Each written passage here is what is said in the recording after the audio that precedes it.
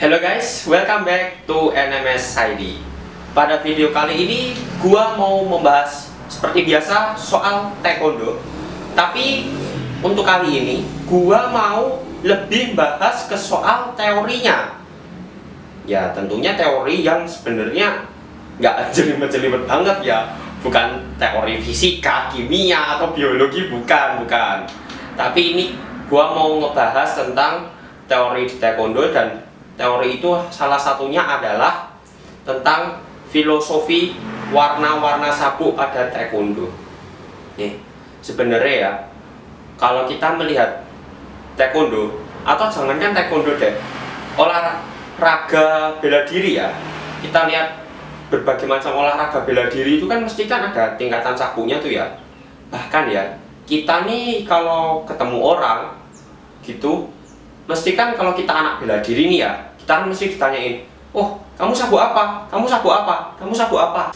Orang-orang itu biasa tuh taunya cuman sabuk putih itu ya sabuk yang paling pendek, sabuk hitam itu ya sabuk yang paling tinggi. Tapi sebenarnya tuh ya ada klasifikasinya. Misalnya sabuk hitam gitu ya, sabuk hitam itu kan masih ada hitam dan 1, dan 2, dan 3. Ya ini kalau di taekwondo ya, gua cuma mau ngomongin tentang taekwondo aja ya di sini, nggak ngomongin tentang bela diri lain. Ya ada hitam dan 1, dan 2, dan 3 sampai seterusnya.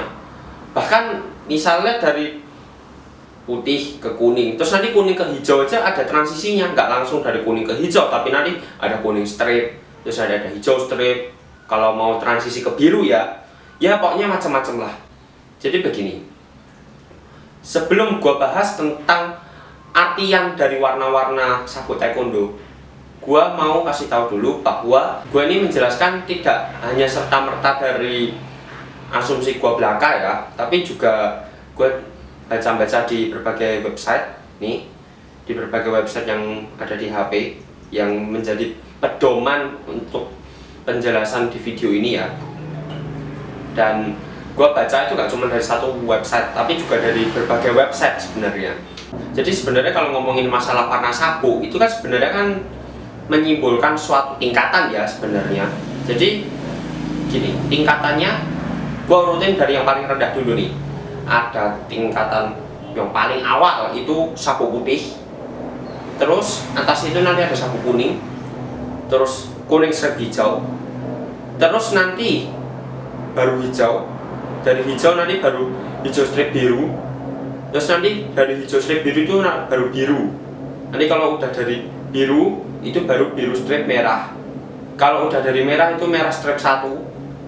Kalau udah merah strip 1 itu merah strip 2. Baru deh nanti terakhirnya itu hitam. Dan hitam pun nanti bermacam-macam ya. Ada hitam dan 1, hitam dan 2, hitam dan 3, sampai nanti ada hitam dan 9. Nah itu sudah grandmaster banget itu ya.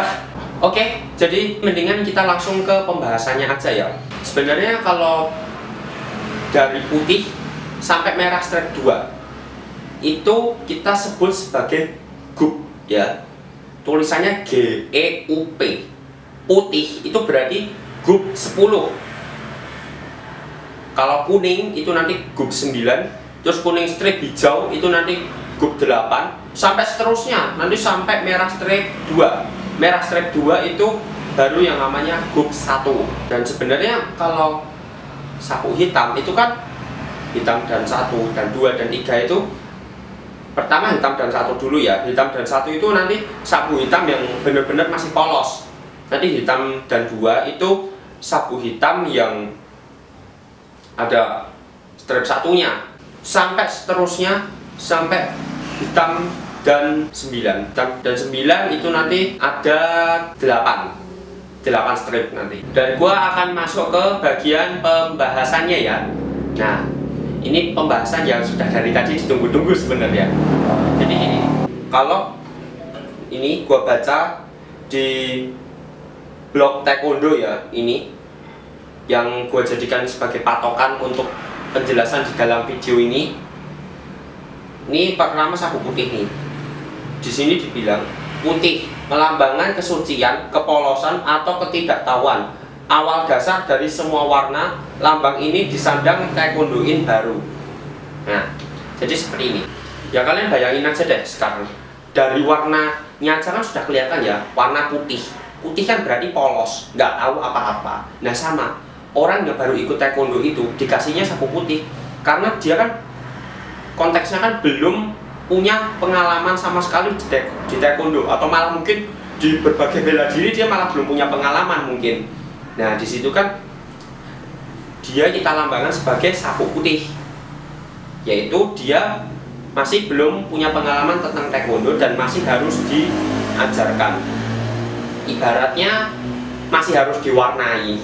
Jadi putih itu nanti diwarnain sampai ke hitam nanti ya. Terus nih sapu kuning. Kuning melambangkan bumi. Disinilah ditanamkan dasar-dasar teknik dan filosofi taekwondo. Ya kalian sudah ngerti sendirilah ya, kuning. Kuning itu melambangkan bumi kalau di taekwondo. Ya, jadi begini. Kalau yang namanya sapu kuning tadi kan sudah dijelaskan ya, itu ditanamkan teknik-teknik dasar. Ya, kalau menurut gua pribadi nih ya, sapu kuning itu puncak-puncaknya diajarin tentang basic. Iya, puncak-puncaknya diajarin tentang basic. Basic pukulan kayak, tendangan kayak, atau mungkin nama-nama lah ya.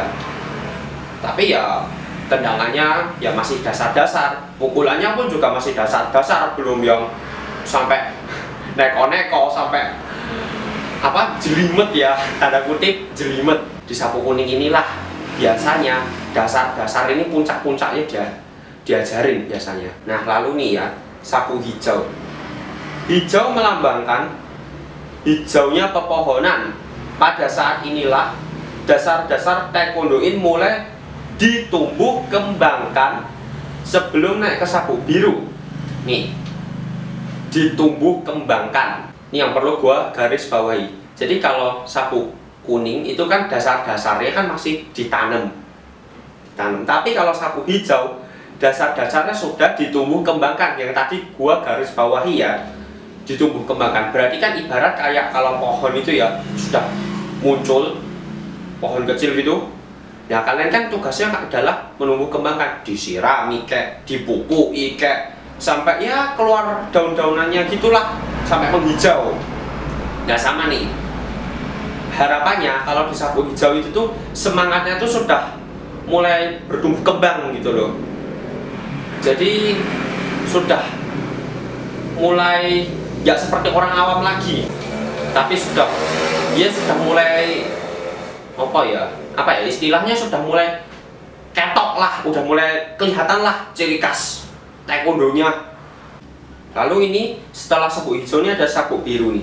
Biru melambangkan birunya langit yang menyelimuti bumi dan seisinya. Pada tahap ini taekwondoin mulai mengetahui apa yang telah dipelajari, mulai lebih mapan dan tangguh sebelum naik ke sapu merah. Kalian kan sudah ngerti sendirilah ya, sebenarnya biru itu kan adalah warna dari langit ya sebenarnya. Ya kecuali kalau di peta itu warna dari air. Ya, biru itu kan warna dari langit. Langit itu kan menyelimuti bumi. Nah sama nih, orang yang sudah sapu biru itu sudah menyelimuti ilmu. Bagi gua pribadi ya. Jadi orang yang udah sapu biru itu sebenarnya sudah paham sama teknik-teknik yang sudah diajarkan selama ini ya. Terus orang yang sapu biru itu juga bisa saja mendapatkan ilmu tambahan sebenarnya. Lalu ini ada sapu merah. Merah itu melambangkan matahari, yang berarti taekwondoin pada tahap ini sudah mulai menjadi pedoman bagi orang lain. Harus dapat mengontrol setiap sikap dan tindakan dan sudah mulai menguasai ilmunya dengan baik agar mampu menghadapi lawan. Ya seperti yang barusan ini dibilang ya, kan matahari ya. Matahari kan sebenarnya kan pedoman bagi kita ya sebenarnya. Pedoman dalam arti gini. Ya coba bayangin aja deh, nggak ada matahari, kira-kira hidup kita bisa enak nggak kira-kira? Pastinya enggak kan? Nggak ada hasil panen yang berkualitas. Terus ya kita juga harus pakai listrik terus PLTS itu juga gimana pembagi listrik tenaga surya gitu kan, mesti ada muring-muring kalau nggak ada matahari. Nah sama nih, sapu merah itu juga menjadi pedoman. Biasanya sapu merah itu sudah mulai melatih, atau minimal itu ya jadi asisten pelatih mereka ya pernah lah ya.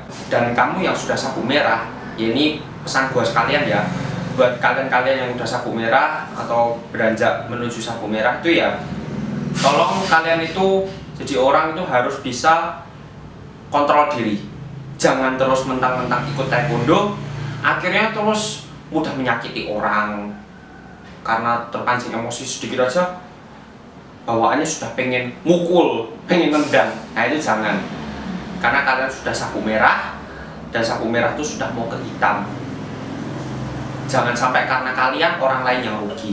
Nah, lalu ini ada yang terakhir, ini sabuk hitam. Hitam itu melambangkan akhir, kedalaman, dan keberanian yang matang dalam penguasaan diri. Bisa juga melambangkan kedewasaan dan keahlian dari seorang taekwondoin. Taekwondoin yang sudah mencapai tahap ini bisa dianggap sebagai ahli taekwondo.